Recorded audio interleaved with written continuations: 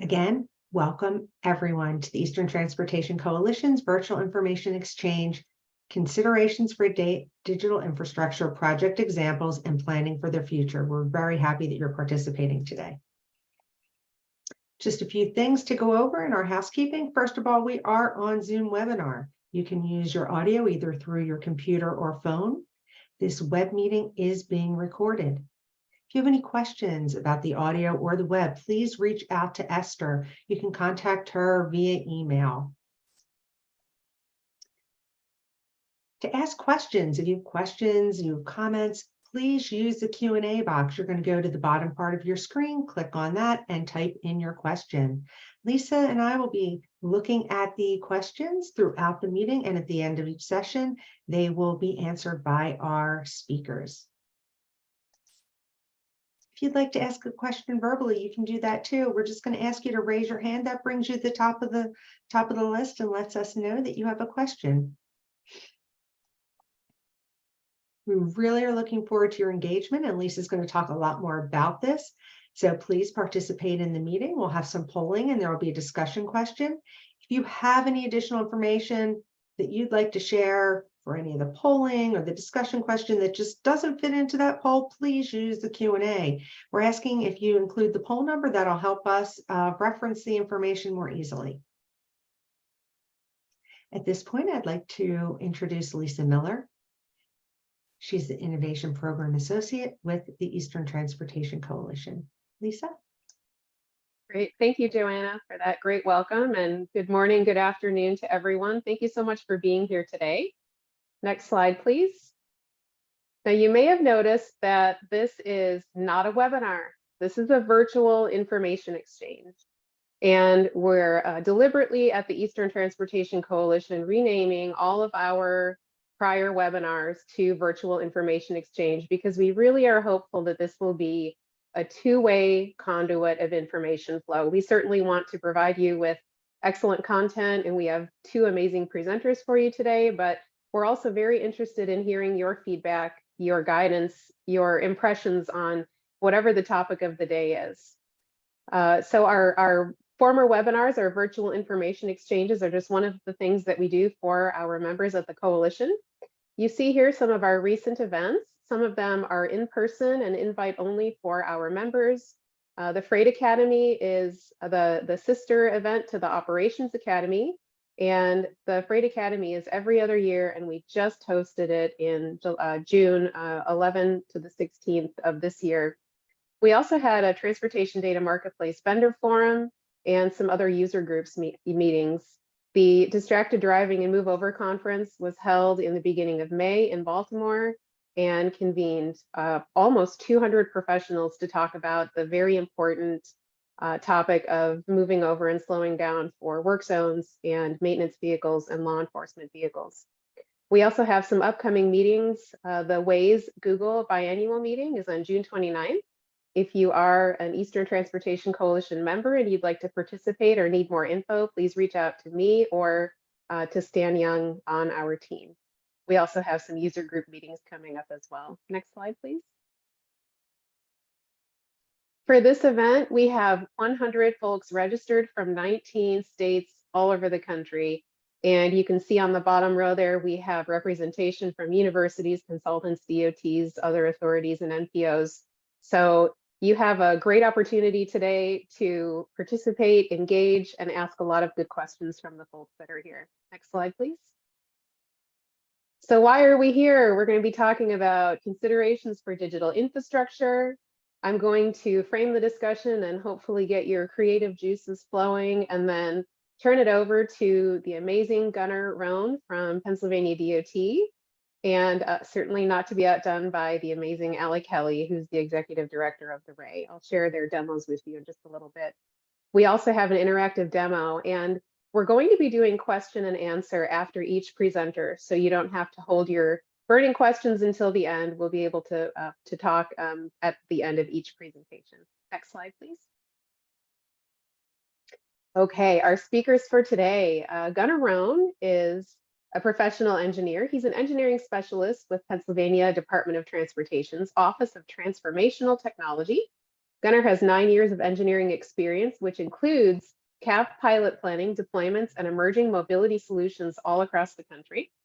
His notable projects include PennDOT's ADS demonstration project, the Pennsylvania NEVI State Plan, PennSTART, Pennsylvania's vehicle platooning policy and personal delivery service policy, and Smart Columbus. Gunnar has a BS in civil engineering and an MBA, both from Penn State.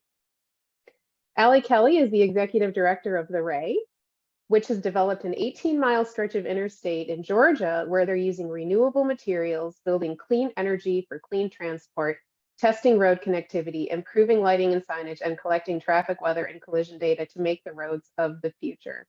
Working with Georgia DOT and federal highways, Allie has guided more than a dozen projects from concept to construction on the Ray Highway. The nonprofit organization is now working with more than 24 agencies in 15 states, scaling innovations from the I-85 testbed across the country. Following the legacy of Ray Anderson, the Ray believes that the technologies exist to make transportation zero depth, zero carbon, and zero waste. Previously, Allie held senior roles with the Georgia Conservancy and as a founder and executive director at the Georgia Watch. Allie serves on the boards of the Fulton Technology and Energy Enhancement Authority as a chairman and is a past chair of the Aspire Center Executive Advisory Board and is a member for the Hub 404. So I'm super excited to run through my slides so we can get to those amazing presenters. Next slide, please. All right, so where do we even start today? This is my kind of homegrown timeline. I'm a very visual learner and I have been in the ITS and traffic management industry since the late 1990s. And as we transition into a physical and digital landscape as a corridor coalition, the perception of the public and the regional coordination is very, very important. We've heard for our lifetime that the traveling public really wants to see that continuity in their roadways. They really don't care where Pennsylvania stops and New Jersey starts. They just want reliable interstate travel. Excuse me, truckers, commuters, vacation travelers, vulnerable road users, transit users, coordinating that roadway digital infrastructure positively impacts all of these user groups. So my guesstimate here was, around 2005 for considering digital infrastructure. This relates mostly to when ITS equipment across the country kind of came online. TOCs, TMCs were deployed for about a decade earlier, but the field communication was somewhat challenging then. And equipment could have been expensive, and some ITS architectures didn't really fully address this type of infrastructure. And some DOTs were still focused very much on road building, and the technology and transportation was a bit of a niche still. Closely related, but not obviously related, you see in 2010 under the yellow arrow, above the yellow arrow, the need and desire for more focused communication with travelers through social media.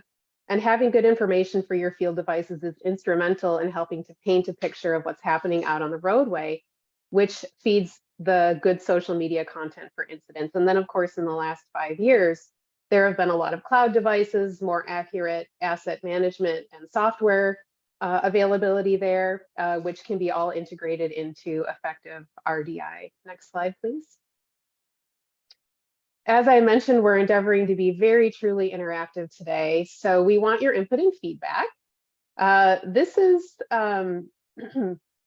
a little bit of information on some definitions for roadway digital infrastructure. This is our first poll question for the day. So Joanna and Esther, Justin, if you could please pull up the poll.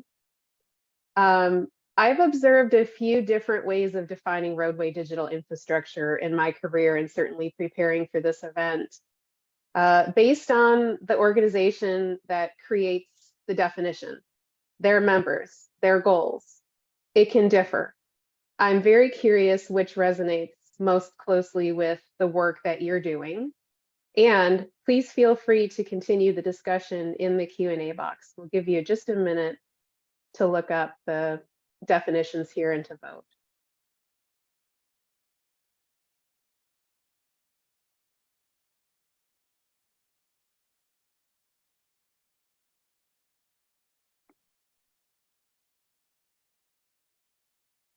People are still very actively voting, reading through the definitions.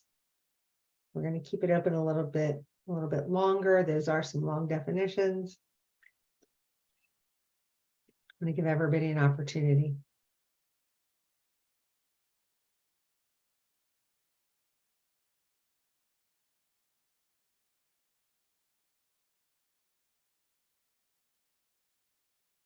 Lots weighing on this for sure. I'm very excited to see how these poll questions come back. And if definition number 1 looks familiar to you, it's from a document that we're going to talk about in just a minute that's hot off the presses. Okay, we'll give everybody another 10 seconds or so to vote. Right. Now, there's a lot of other great documents out there.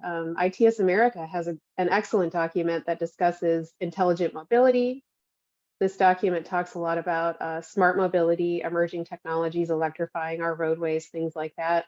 And the document notes, of course, that we need to rebuild and modernize our physical infrastructure as well. But the investments we're making right now are historic. So this is really an exciting time. Okay, Joanna, let's see what the poll questions. Sure, we'll end that poll. We're going to share those results. Okay. You know, I kind of thought that most folks would lean towards definition number 1. In my opinion, I think it's the most comprehensive. I think in definition number 2, there's certainly some specifics that kind of resonate out of there. And yeah, number 3 considers advances and rapid deployments for automated technologies. Okay, great. Well, thank you for participating. And you know, we don't. There's a couple notes in the Q&A. Russ Holt said his answer would be something very close to number 2, but expand slightly to better include number 3. And hopefully you can see those results, everyone. Now you should see them on your screen. They're the pop-up box. Hopefully we're seeing those. Yes, I see those. And thank you, Russell, for weighing in. And Mina will certainly share the poll results with all of you in the after event package. Yes, it'll be part of the Q&A. Great, wonderful, thank you. Okay, next slide, please. All right, we have so many opportunities now that hopefully, fingers crossed, COVID is mostly past us, but this was one of many recent discussions about roadway digital infrastructure. From left to right, Federal Highways convened a very important session last year at the Arts 22 meeting. There were 150 people in the room. And it was a 3-hour session. There was a panel discussion. There was a workshop. It was amazing. Not to be outdone by the standing room only TRB meeting, which was the last day of TRB, another marathon, several-hour session. And it was really amazing. It was really great. Then in March of this year, there was a National Roadway Digital Infrastructure Strategy Focus Group that really helped to further analyze and define some of the definitions that we just talked about.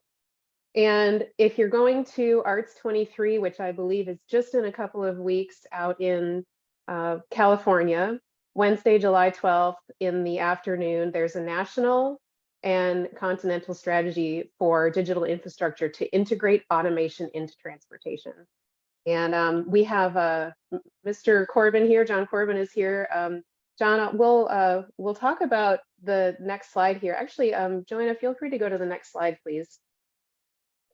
And I'm not going to do this justice. So John, if you are here and you'd love to unmute yourself, I'm just going to give a really brief overview here. But all of those discussions, as well as many, many, many other discussions that we just talked about, fed into this roadway digital infrastructure document that was just released from US DOT FHWA.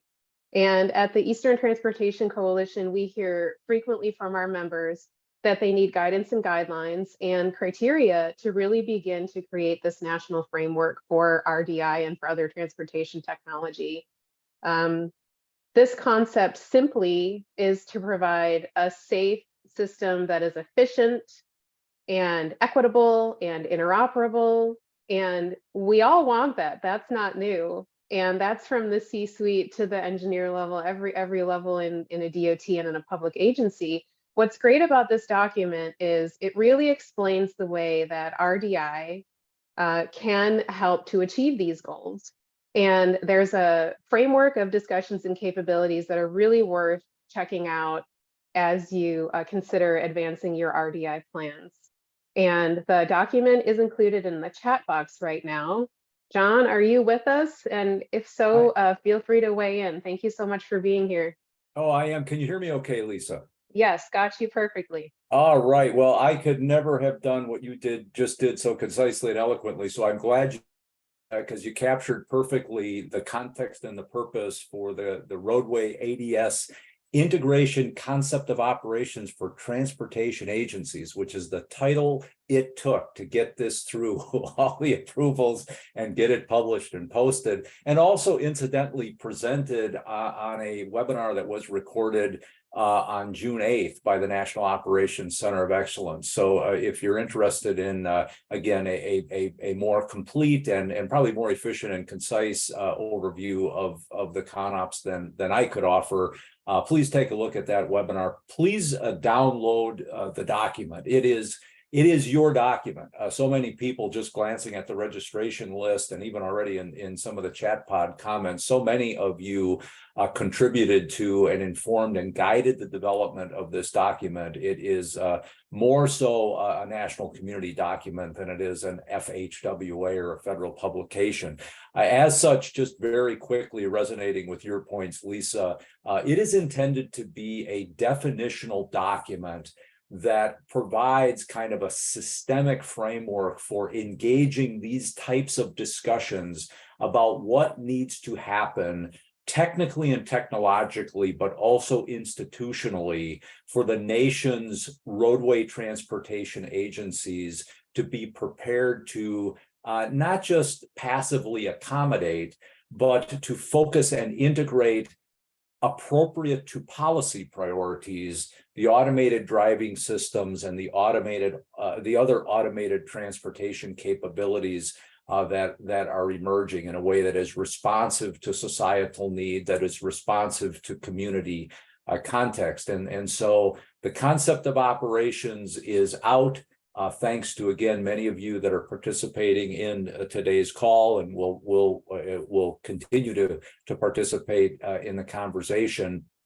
Our next steps are to ensure that number one, people are aware that the ConOps is available, begin to orient people to its content, and also to seek what we're characterizing as prototype sites, specific agencies, specific regions, perhaps even specific multi-state corridors that would be interested in, if you will, in a productive way, quote unquote, playing with the document and telling us in return how you see it being of value to solving problems, addressing issues that you have today. For example, the consideration of integrating automated driving systems into long-range transportation plans, the consideration of anticipating workforce and organizational capabilities, particularly on the digital and data system sides that may need to be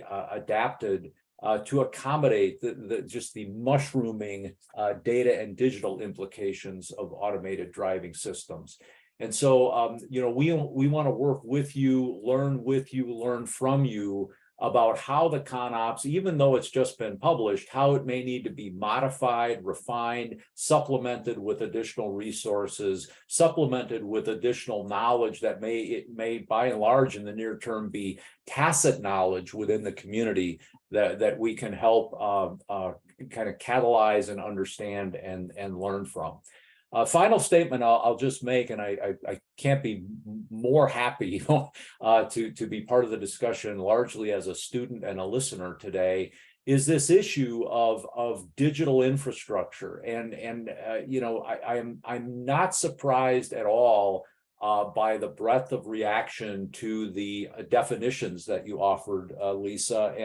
And just in transparency, it's similar to my experiences when we started, those of us that came from more of an operations and ITS perspective, started to broach the term digital infrastructure within FHWA.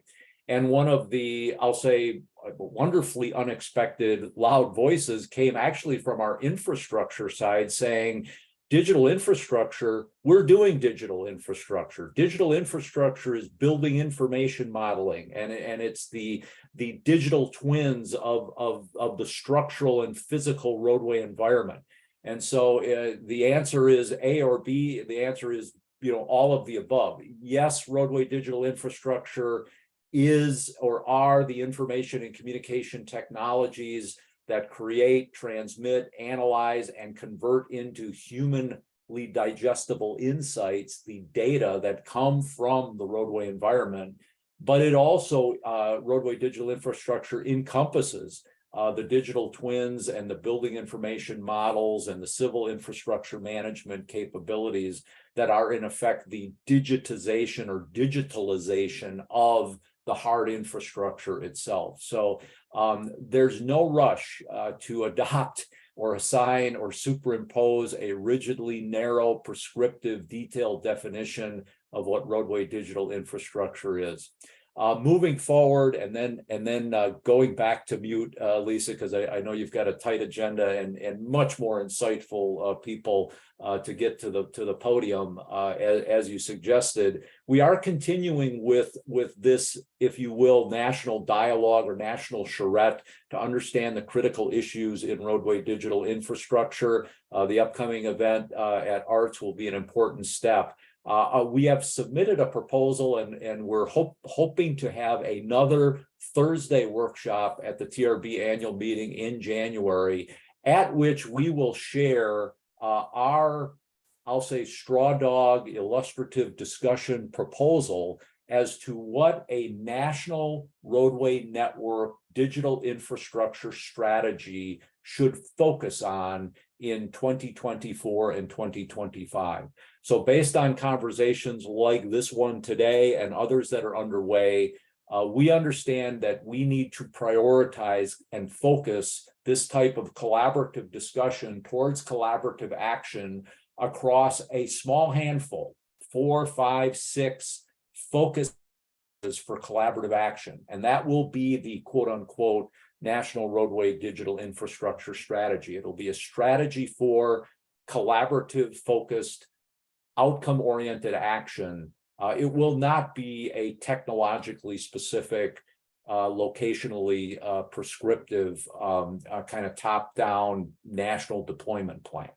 So with that, I look forward to continuing to learn. Thank you for what probably has now become too extended of an interjection, Lisa. I'll turn it back over to you and look forward to listening and learning. Well, that was wonderful, John. And full disclosure, y'all, John is one of my mentors from a million years ago in Wisconsin. So thankful to have you here, John, and for all of your guidance. I heard two main points out of your topic right now. Number one, East Coast states, transportation, Eastern Transportation Coalition states. This might be a great opportunity for us to test this out. So I'll be reaching out to all of you in the near future. And two, participate today, participate at ARTS 23 and stay in the discussion, because like John said, this is your document and there's a lot of really great opportunities that come out of this. Okay, thanks again, John. Next slide, please.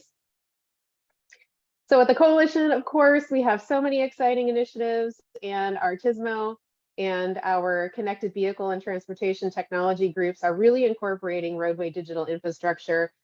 This is a short list of some of our possible fiscal year 24 special projects fund projects. And in the last 6 months, we've hosted a lot of different workshops and webinars. And this special projects fund that we started just last year is intended to facilitate these high impact, quick turnaround projects that our members are most focused on. So of course, you can see here that there's definitely an RDI theme that runs through here. Next slide, please. So as previously noted, and some of John's comments as well, we're really excited about RDI, but it's not without its challenges. So we still have a physical system to operate and maintain, and sometimes integration can be a challenge. we're going to end the intro here with our second poll question. And software, hardware, you know, the list really goes on. So please weigh in and let us know. And I believe this is multiple choice. You can pick as many as you'd like. What are the primary concerns, benefits, and next steps for RDI in your area, knowing that there are a lot of agencies, large and small, and some consultants that are here? What are y'all focused on? What's next? And we'll shorten this poll, just we'll give everybody about 15 more seconds. And then we'll move on and I'll turn it over to Gunnar.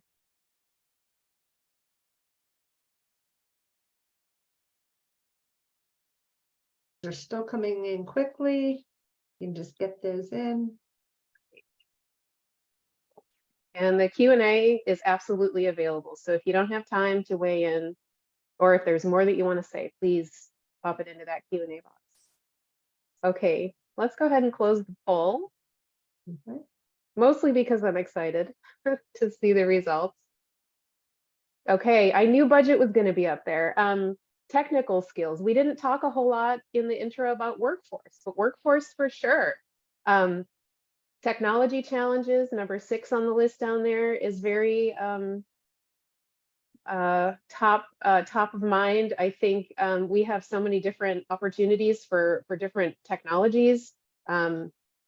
Putting the cart before the horse, you know, picking something and making it a standard when it might be obsolete a couple years later. Environmental project management. So yeah, definitely. And we'll share these poll results with you all as well at the end of our webinar. So I hope that was a good intro to framing our discussion today. Gunnar is an amazing, talented professional and actually was with me out in California last year at Arts 22 and gave a similar version of this talk there. Gunnar, feel free to turn your camera on if you'd like and unmute, and Gunnar's going to share his slides. I asked Gunnar to share a little bit more information and kind of an updated version of his presentation from Arts 22 just to see how the landscape has changed. So Gunnar, take it away. Thanks, Lisa. Like she said, my name is Gunnar Rhone. I'm the engineering specialist in PennDOT's Transformational Technology Division. And today I'm going to talk a little bit about our digital infrastructure projects and initiatives. So we'll quick start off with what is digital infrastructure from our perspective, just to frame the discussion. Then we'll talk about some of our digital infrastructure projects and initiatives, and then we'll go over some use cases to kind of tie it all together. So what is digital infrastructure? As Lisa and John were alluding to, there isn't actually a true definition. I couldn't vote in the poll, but if I did, I would have voted for number 1. Digital infrastructure is a term of art that people just kind of started using and there wasn't a true definition to. But just to frame the discussion today, I'll break it into kind of how I think about it. I think about it in 3 parts. 1 being the field equipment. So like the roadside units, roadside infrastructure, sensors, cameras, all the stuff that we have out there to detect traffic and interact with the public. And then you've got the communications, and then you've got the backend infrastructure, and the communication kind of ties everything together. So for the backend infrastructure, that's usually like your cloud servers and TMC servers and stuff like that.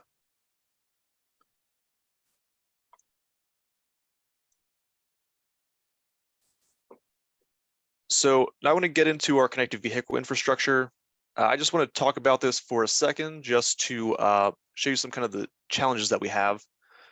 Right now, our infrastructure is down in our roadside units are down in Pittsburgh area and Harrisburg, and we have a couple planned for Penn State and Pittsburgh as well. Currently at the national level, there's like a discussion for how we should roll out V2X in the future. And one of the plans that was put forth was ITS America's V2X plan.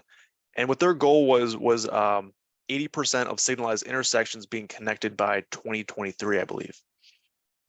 For us, that's a big challenge because right now we don't have the digital infrastructure in place to enable that to happen. We don't have the fiber in the ground. We don't have the backend systems. We don't have the communications available. So we probably couldn't do that right now, even if we wanted to. So some of the initiatives that I'm going to talk about today are helping us get from where we are now to that goal. Maybe not in the timeline that they're expecting, but hopefully we can get to that goal eventually. So the way that I'm going to talk about this is first I'm going to start with like our field devices, then I'll move to our communications, and then our backend systems. So I'm just going to cover the ITS equipment at a real high level. I'm sure everyone here is already pretty familiar with this kind of stuff. The main types of devices that we have in the that we deal with are cameras, various types of detectors, our DMS signs or dynamic message signs, our highway advisory beacons, highway advisory radios, and then our variable speed limit signs. You can see kind of the 50,000 foot view where all these devices are around the state. Most of them are down in the Philadelphia region and Pittsburgh region. And those are mostly connected to fiber, but then the ones around the rest of the state, some are on fiber, but a lot of them rely on other different kinds of communications and connections. So some of the upcoming changes and recent changes to our ITS equipment, we've committed to not having any more vehicle sensors. That includes vehicle detectors, Bluetooth readers, EasyPass readers, any other kinds of detectors. We are committing to only using connected vehicle and other probe data sources like INRIX and our other data partners. There are a few spots where we are still going to have sensors like down on the I-76 ICM corridor, but as they become outdated, we're not going to put more online or put any more around the state. We're also going to replace all of our highway advisory radios with virtual HAR. And as we're taking those out, those do give us some prime locations, or at least some of them are good locations for putting in RSUs. One of the most expensive things about installing RSUs is getting your communications and power in the ground to those locations. So as we're ripping them out, we have another use. Some of them could be curve speed warning, some of them could be wrong way driving detection, anything like that.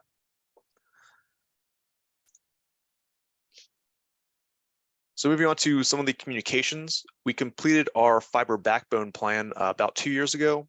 On the right side, you can see what our fiber backbone is going to look like. It's going to basically be a ring that goes around the state. Some of it is already existing, and we tied into that in the plan down in Philadelphia and Pittsburgh, some in the central Pennsylvania region. But we're going to incorporate all of that into our ring. We are working on a strike-off letter, which is basically future requirements that they're going to have to follow on construction projects for fiber inclusion. So as construction projects happen on any interstate, they're going to have to install conduit so we can get fiber in the ground in all of those areas. Not all the existing ITS devices that we have are on interstates, and that's where a lot of the fiber is. Some of them were on arterials. So when we reached out to the districts to find the recommendations for how we should lay out the fiber backbone, when we get into Pittsburgh and Philly, some of the fiber backbone actually leaves the interstate and goes on to some of the arterials. This new fiber backbone is going to enable some new use cases for us, or not necessarily enable, but advance more use cases. It's going to allow us to increase our data acquisition and better partner with different organizations around the state and even outside agencies by sharing more data.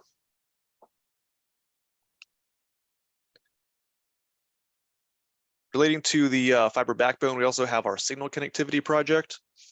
This is going to allow us to better manage our traffic signals by getting ATS-PM data, allowing us to control all the different signals, allowing us to deploy roadside units at the intersections and enable connected vehicle use cases.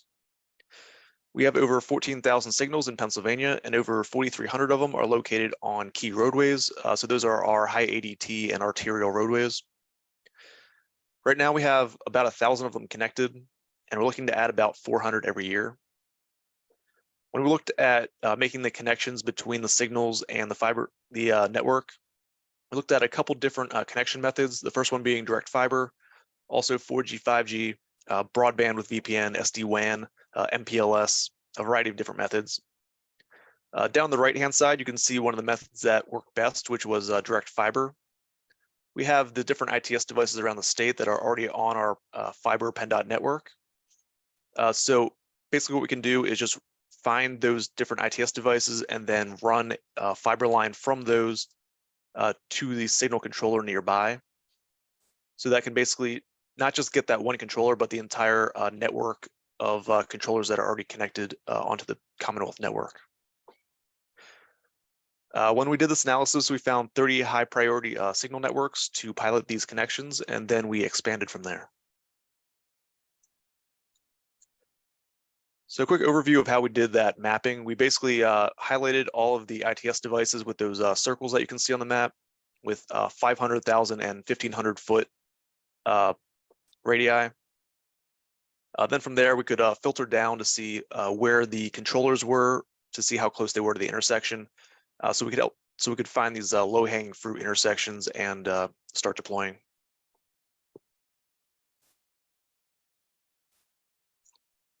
So here's our lane reservation system. This is one of our backend systems. The lane reservation system will be a web-based platform to schedule, coordinate, and track work zone activities on the different state highways. On the right-hand side, you can see the workflow process. Users will be able to schedule lane and shoulder closures by submitting a lane reservation request in the lane reservation system. The lane reservation system will then identify conflicts with the lane reservation requests. So a user can't submit a work zone during a holiday, and it'll flag requests that are overlapping work zones. If there is a conflict, a reviewing agent will try to coordinate the work plans so that they don't have to change. The reviewers can also check the proposed traffic control that's entered in their request. And then there's a mobile application where users can easily activate the reservation request prior to the work taking place and deactivate it as soon as the work concludes. Here's a couple of the project goals. It was just to reduce work zone conflicts and congestion, improve the work zone and general traffic safety, share the work zone and incident data effectively, improve the TMC operations, and standardize the work zone scheduling and keep track of all the work zones that are on our roadways. So this was when we did a rewrite of the original lane reservation scope, which allowed an opportunity to encompass the vision of the future for PennDOT, which is a data lake and fusion engine and exchange. Here you can see the high-level architecture. So looking at the systems diagram, this is part of a larger overhaul of PennDOT's ATMS, or Advanced Traffic Management System. About 2 years ago, Swery took over as the vendor for PennDOT's ATMS, and they're currently implementing an events management module in the ATMS, which is going to replace RCRS, or the roadway condition reporting system, which is basically a platform where developers can use the API to get the current roadway conditions, accidents or incidents, and anything else happening on the roadways. Swery has done work for many other agencies, so PennDOT is borrowing a lot of the things that they've done in these other states already. On the diagram here, you can see Florida, there was the data lake, and Texas, there was the field app that was already done. So with that field app, when the work is ready to begin, they just use that app to deactivate and activate the work zone. Also here, you can see the data lake is integrated with the work zone data exchange. So the different third-party data users like Waze, Google Maps, researchers, they can all use that API. The information from the lane reservation system will be shared with research entities, CAV companies, and third-party data providers. There'll also be a two-way street for connected automated vehicles and researchers. We're exploring an idea where we could grant editable access to the research partners to create their own access and their own analysis in the cloud, and then that analysis can reside there. It also allows us to retain ownership of our analyses that are done with our partners and by us. It also established an open platform to perform data analysis to improve transportation in Pennsylvania. So the way the V2X system works, this is a partnership with FDOT. Basically, the way this works is we can deliver information to vehicles, which will improve safety, mobility, and efficiency. Basically, it's all the V2X use cases that can be done over LTE, but also that could be done in the future over other communications like the CV2X. The different uses of the data could be OEMs, could be third-party data users like Google Maps, could be AV companies like Kodiak. And then those different users can provide the data to the DOT to improve our operations and planning.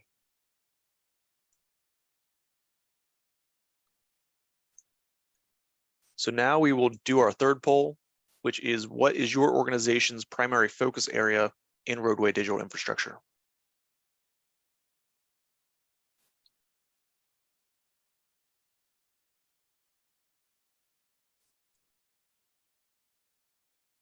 Let's give everyone a minute to answer here. Yes, thank you, Gunnar. And just as the question indicates, it says primary, so you get to select one of those 10. In the meantime, feel free to add any additional questions for Gunnar into the Q&A, and Lisa and Gunnar will get to those shortly.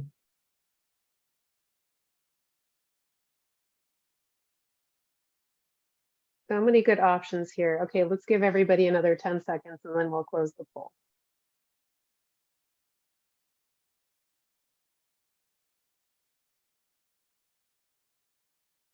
And we'll share those results.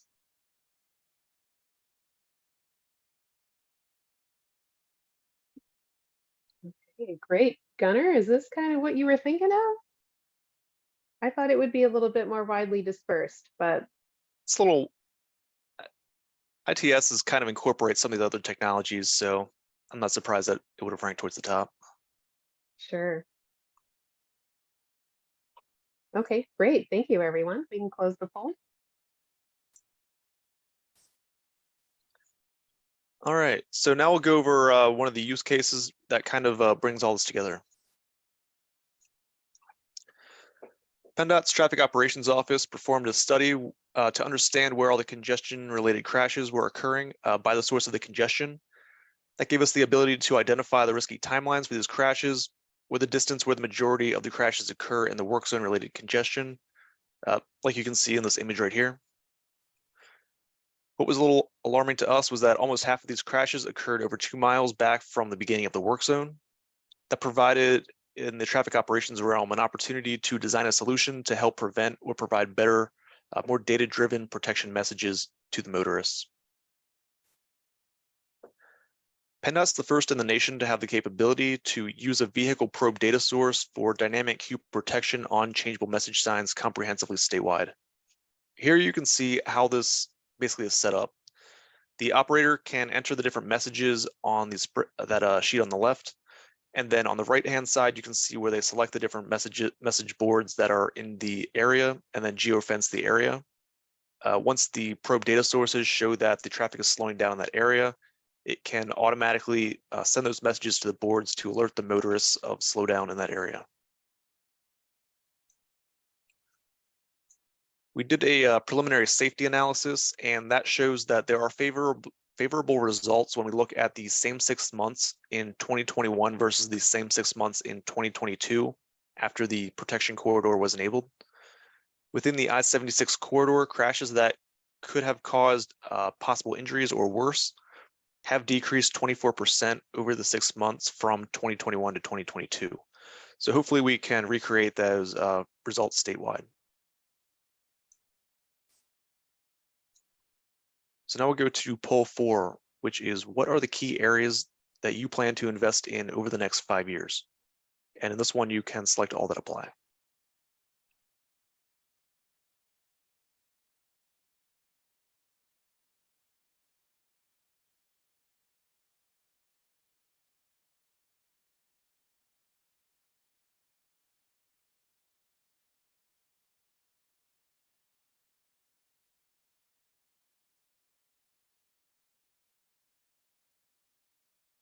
We should have added chat AI, Gunnar. Or chat GPT on here somewhere. Gunnar and I have been talking a lot about AI lately. Okay, we'll close this poll in about 5 seconds. Yep. I think it was a little bit more for folks to think about. That took them a minute to get started. Yeah, for sure. Interesting. Okay, so the ATMS stuff is still way up there. But data analytics, right? We're such a data-rich organization and profession, but sometimes we have more data than we know what to do with. Okay. Gunnar, turning it over to you. All right, that's all I have. So with that, I can take any questions with the remaining time. Wonderful. So let's do Dwayne's question with the group, and then Gunnar, if you wouldn't mind typing an answer for Amy's question into the chat box, that would be great. So Dwayne's question is your statewide ITS network isolated or interconnected to other things like traditional IT networks from a cybersecurity standpoint? Any observations there? That one I'm not entirely sure about. I mean, I'm pretty sure it's interconnected with other things just because we do allow third-party developers to get different data from the network. We also interact with the Genetec network. They run our camera system, so we do interact with them as well. So we do have other networks connected to our ITS network. It is firewalled off, and they have a ton of different security protocols though for that Commonwealth network. Sure. Okay, great. Thank you. And then Amy's question, I'll just read it out loud, and then if you wouldn't mind typing the answer. At MassDOT, we're doing a web-based work zone management pilot with HNTB. Curious to find out what consultant and platform you're using. So feel free to type that in. We're going to move on. Thank you so much, Gunnar. That was a great presentation. And we will turn the time over to Allie. Thank you so much, Lisa. I'm going to share my screen with a few slides. I want to start by just thanking the Eastern Transportation Coalition for the opportunity to present our work at the RAE to all the folks joining this learning session today. And let me make sure that everyone can see the slides okay. Looks Yeah, good. that looks great.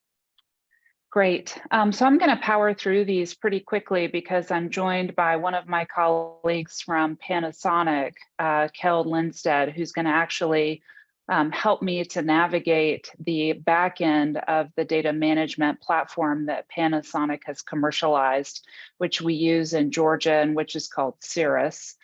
Let me give you a little bit of background information about the RAE itself.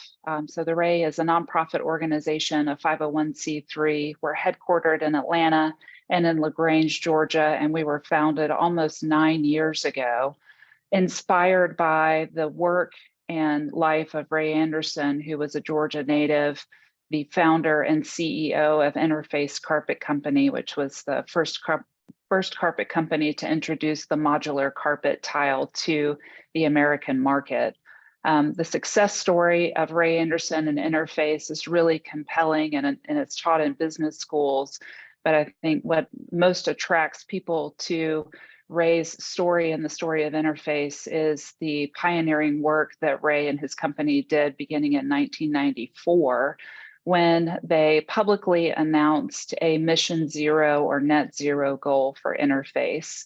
So Ray was the first among corporations in the world to commit publicly that his Georgia-based carpet company would go zero carbon and zero waste to landfill. Again, that was in the early 1990s, and also committed to increasing the company's use of sustainable energy sources and renewable energy sources like solar, as well as wastewater reuse. When Ray passed away in 2011, the governor of Georgia and our state legislature wanted to honor his business legacy and his legacy in sustainability and circularity by designating a memorial corridor as the Ray C. Anderson Memorial Highway on 18 miles of Interstate 85 in rural West Georgia. And with the organization, the Rays, founding in 2015, shortly after that highway designation was made in 2014, we then worked with Georgia DOT and the Federal Highways Administration via a formal charter with all three organizations to establish that 18-mile corridor as a test bed for infrastructure that would support net zero in transportation. At the RAE and with our colleagues in Georgia, we define net zero in transportation as zero carbon, zero waste, and zero death. You can see the influence of Ray Anderson and Interface in that Mission Zero for transportation, but also you can see how closely held Vision Zero is as a part of that net zero vision for transportation. This is an overall map of many of the projects that we have installed, constructed, and brought to life on the Ray Highway. In all, we have developed 13 projects over the last 8.5 years, with another 3 projects in procurement. And then in addition to building that test bed in West Georgia, we're in the midst of fast scaling across the country. Lisa mentioned 24 states. Happy to say that we're now a partner to USDOT's Thriving Communities program, and we are actually partnered in 29 of the United States with 51 agencies at the local, state, and federal level. I'm happy to take individual questions offline about our work in various states. Suffice it to say that some agencies would like to have paperwork and others just want to have the projects. We're happy to do paperwork and projects at the Ray. So the states that are in blue have a formal charter, MOU, LOI, or something like that attached to the project activity that we also facilitate and partner with. Essentially, our model is a public-private philanthropic partnership and expansion of the P3 into the P4 with the addition of philanthropy. So our goal is to provide resources and technical assistance to mind any information, technology, or knowledge gaps within agencies, try to mend those gaps as quickly as possible to help build confidence and capacity within agencies in order to build infrastructure that will support connected, autonomous, electric, and hydrogen fuel cell transportation from passenger vehicles all the way to medium and heavy duty. Our focus is on interstates and highways by and large, although a lot of the work that we do on interstates and highways is translatable into urban areas as well. And as such, we work with local governments just about as much as we work with state and regional governments as well. I am now going to go into the work that hasn't been represented on any of these slides, and that is our work with Georgia DOT, Panasonic, and other partners on connected vehicles. And I'm going to try to move through these really quickly again so that Kel and I can get you into the back end of Cirrus. So this was initially a 2-year pilot partnership launched in 2019, facilitated by the Ray and also involving Georgia DOT and Panasonic. I should have said earlier, the projects that are brought to life on the Ray Highway have various funding sources. Some of them are funded by GDOT, some of them are funded by federal highways, others of them are funded through the Ray, either directly through philanthropy or through the support of some of our private sector partners. That being said, our V2X partnership again, began in 2019 and has been a co-funded effort, 50-50 finance between Georgia DOT and the Ray. I should also just make a note that everything that is brought to life on the Ray Highway is brought through traditional procurement. So neither the Ray nor Georgia DOT or anyone else is receiving anything of value outside of the services that are procured. We are procuring and paying for all of the infrastructure that finds a place and a home on the test bed of the Ray Highway. One of the things that I want to demonstrate through my remarks is just the power of scaling and the power of pilots or first projects to scale. I'm going to tell you about our connected vehicle project, but I'm really going to tell you about how we started small and from that pilot worked our way over a relatively short period of time into a statewide impactful engagement. So we scaled from pilot to statewide, which is really geography and impact, but I also want to talk about the scaling of our use cases, really starting with some of the basic capabilities of V2X and then moving into much more complex functionality into the system. And then also scaling from the perspective of partners. We started with a core group of, essentially that represents the P4 of philanthropic organization facilitating a private sector pilot for our public sector agency, or who we consider to be our public sector client at the Ray. And what we've done over years is to add additional partners to the ecosystem, including auto OEMs. And we'll soon be announcing a new partner, which is a tier 1 supplier to an OEM. When I say that we started small, we started with 4 vehicles outfitted with cellular V2X radios. Those were GDOT, Ford F-150 and F-250 trucks. It was the DOT's first opportunity to interact with cellular V2X technology in any radio, roadside radio, or OBU. We also installed 6 roadside radios that were dual mode, dual active, both DSRC as well as cellular V2X. And I'll just make the point that we've been intentional throughout this process to build first a pilot ecosystem and now a statewide operating platform that is interoperable and future-proofed. And we felt like the use of the CAPS dual mode, dual active radios, being able to take advantage of any communication protocol that was available was an important piece of that interoperability. Those 6 radios are at the exits on that 18-mile corridor, now known as the Ray Highway. So 18, exit 18, 14, 13, exit 6, where the Kia Georgia manufacturing facility is located, exit 2, and then also a visitor information center operated by the state of Georgia at the Georgia-Alabama state line.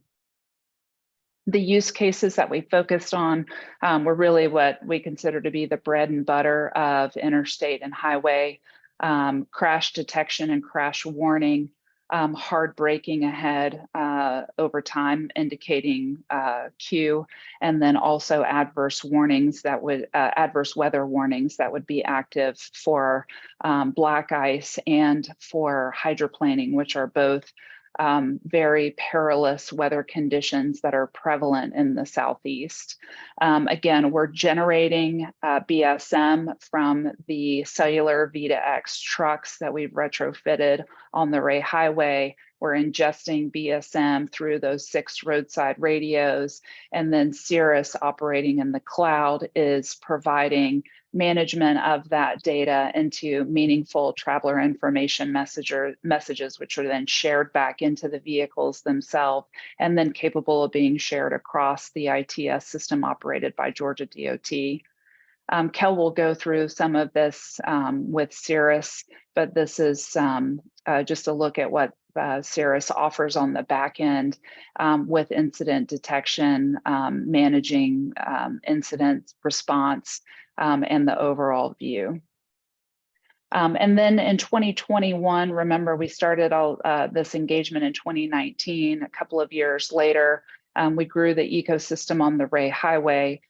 We added an additional 7 radios into signalized intersections around the Kia facility, which is between exits 2 and exit 6. So we brought to life 7 connected signalized intersections in addition to those 6 dual mode, dual active RSUs. And then we converted 10 of the Kia executive fleet vehicles to be cellular V2X enabled as well.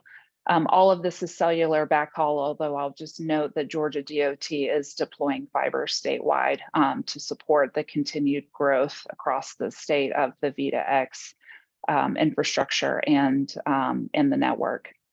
In addition to adding radios to more vehicles and to the signalized intersections, we also expanded the use cases to include freight signal priority, also to include construction work zone warnings. And in the expansion of this engagement, Cirrus actually began to ingest to ingest data and to control traffic signals in parts of the metro Atlanta area.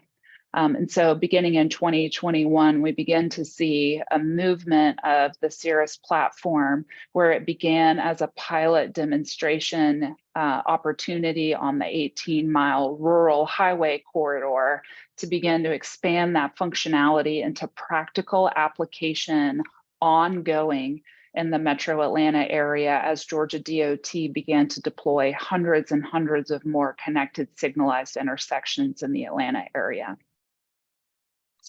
Across the state now, Georgia DOT and local government partners are deploying 4 functions related to connected signalized intersections, including emergency vehicle preemption, particularly in those large local governments of Cobb County and Gwinnett County, for example. Transit signal priority is being utilized by several of the transit systems across the Atlanta area, and Georgia DOT is developing reports from that utilization. The early reports of transit signal priority are a marked improvement in transit reliability and an improvement in the scheduling of those transit vehicles. And I think Georgia DOT will tell you that the system had to be appropriately tuned so that the buses were arriving on time, because TSP actually enabled the buses to go from being too late to being too early. So we're seeing happy accidents, I guess, as a part of this pilot becoming part of the state DOT's everyday functionality and improving of the transportation system. Of course, we're also using freight signal priority down on the Ray Highway and increasing the number of vehicles from beyond the 10 Kia executive fleet vehicles, adding freight vehicles, medium and heavy duty vehicles that opt into the program in order to tap into efficiencies of getting their payload to and from major manufacturing and logistics centers, in particular the Kia Georgia facility on I-85 and the Ray Highway in West Point, but also a number of signalized intersections in the Savannah and Brunswick area where Georgia operates major ports and where Georgia DOT has been intentionally connecting those signalized intersections for freight signal priority. And Kel will be able in just a minute to take us through the connected intersection manager in the Cirrus backend. I'll just close by saying the growth of connected vehicle infrastructure and functionality across the state is really breathtaking. Georgia DOT has funded a $70 million program to continue adding more radios in vehicles, radios in signalized intersections, and radios on every mile of state highway and interstate in the state of Georgia. That is the 2030 plan for V2X in the state of Georgia. Cirrus is now scaled to manage connected signalized intersections as Georgia DOT is making those outlays, and continues to manage BSM into TIMS on the Ray Highway as well. And I would say, you know, as more radios are added, an additional feature that Kel may pull back the curtain on in Cirrus is just the ability for state DOTs to manage the health and the maintenance requirements of those RSUs, as you see an exponential increase in that equipment going from hundreds to now thousands across the state of Georgia. In terms of, you know, what's next, so I've talked exhaustively about the platform scaling statewide and now regularly managing TSP and FSP. Georgia DOT's own investment has grown to tens of millions of dollars.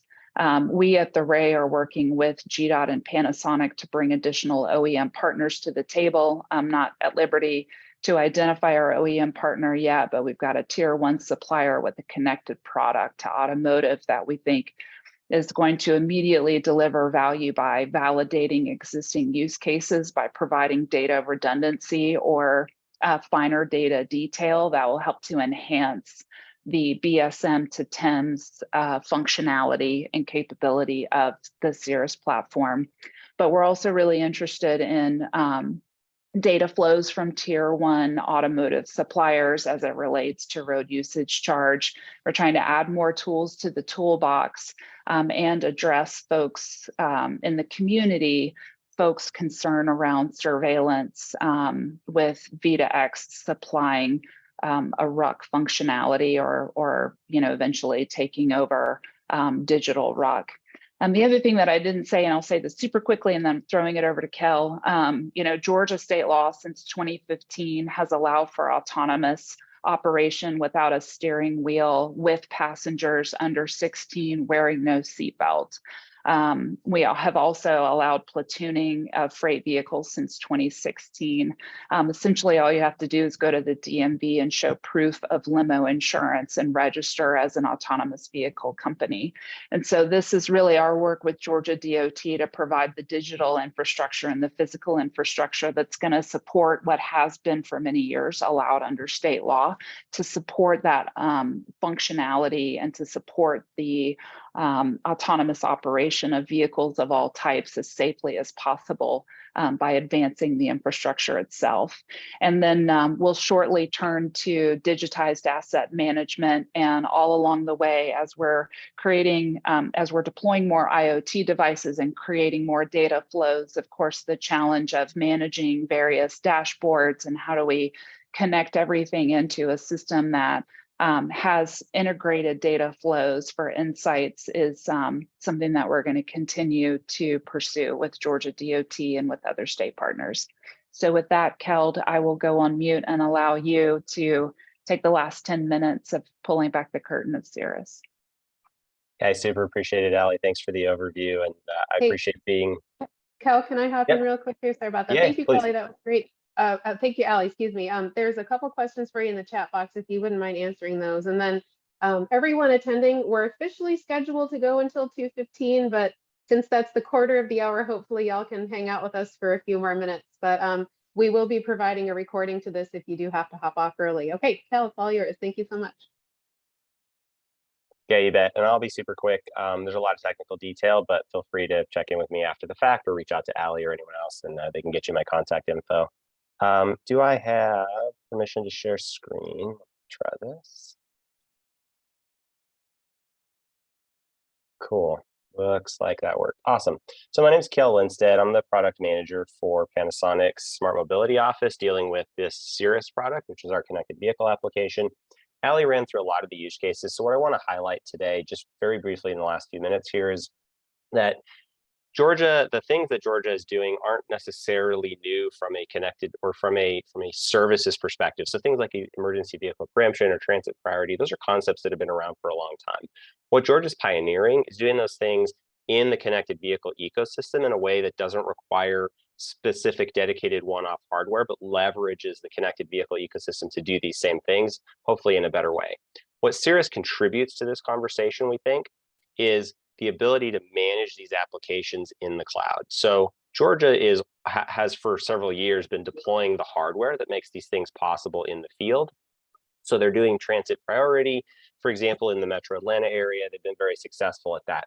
But what they found, and the reason they started working with us, is as those things start to scale, it's really difficult to manage the underlying hardware, and it's difficult to know for sure if the solutions are working, and it's difficult to measure performance of those things. And so the Cirrus product comes in as a digital twin to that infrastructure and lets DOTs like Georgia understand that their hardware is up and running, measure the impacts of that hardware, and ultimately measure the performance outcomes that we're driving for transit, et cetera. So I'm going to just really quickly jump through these platforms. Allie showed a lot of the functionality, so I'll be very brief.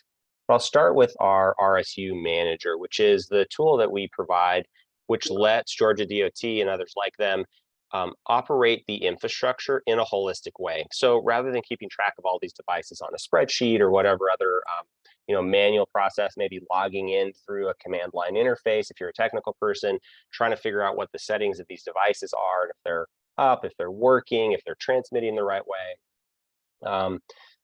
So there's just a ton of, let me grab one of these and show some details. So there's just a ton of information that you'd need to know about these devices. A lot of these we're still working with Georgia DOT or with Georgia IT, sorry, to expand connection to these devices. So don't read too much into the unknown status. But as they get connected, what you're able to do is see a lot of that operational detail that tells you, is the device connected to the network? What VDEX channel is it broadcasting on? What message types are up and down? You can see what are we receiving and how is this interacting with the connected vehicle ecosystem? And it lets you do that at scale. So you can see this is the array segment.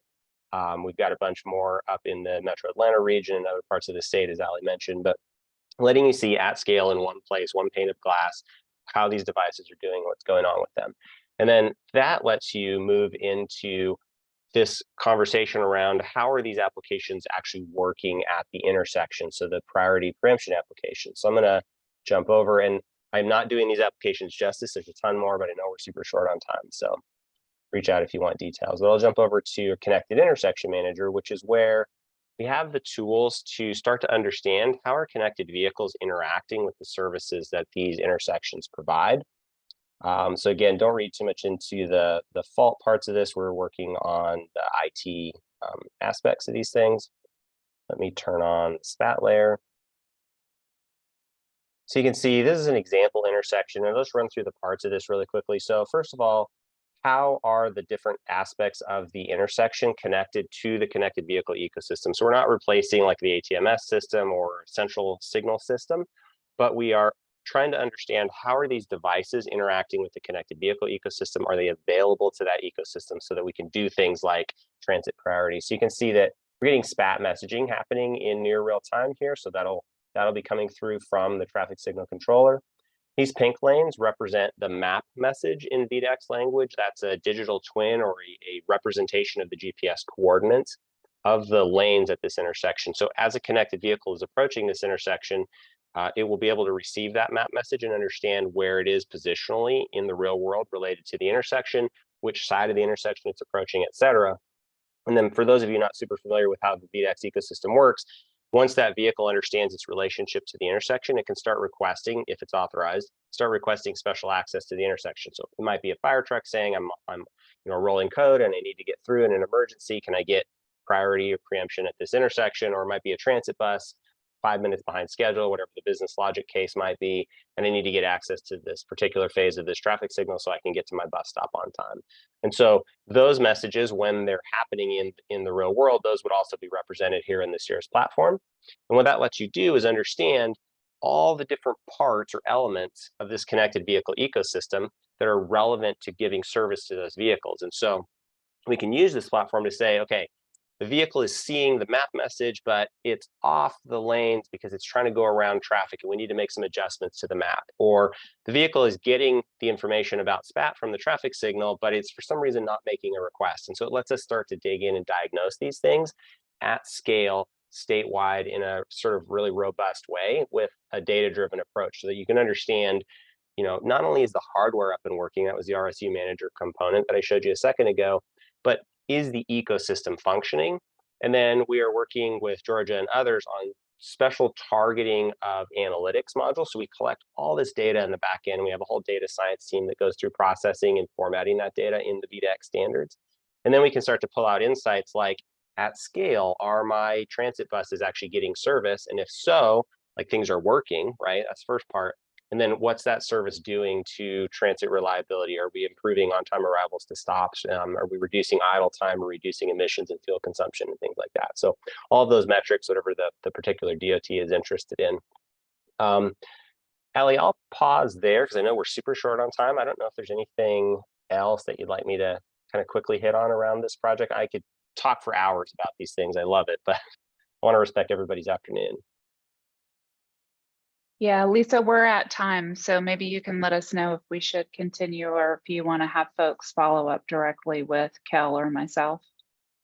I think if it's okay with you guys, we'll wrap right now. But I will say I joined the Eastern Transportation Coalition about 1.5 years ago, but I am familiar with the Panasonic Cirrus platform from Utah. And so many amazing things, Kel, that I could probably talk about it for hours too, coming into the system. And it really is truly a good representation of this digital infrastructure and the roadway network and all of the amazing safety benefits, mobility benefits that we can harness from it. So Thank you very much. I appreciate both of you guys presenting on that.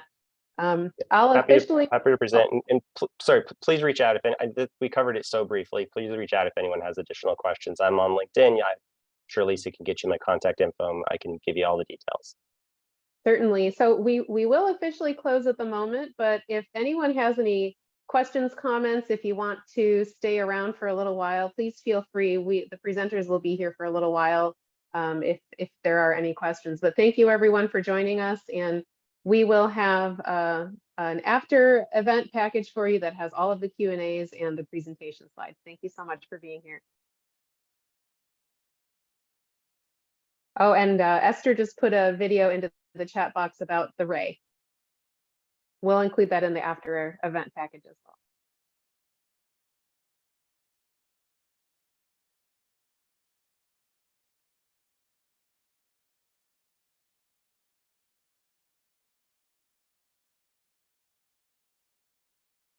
Okay, presenters, it looks like everybody was just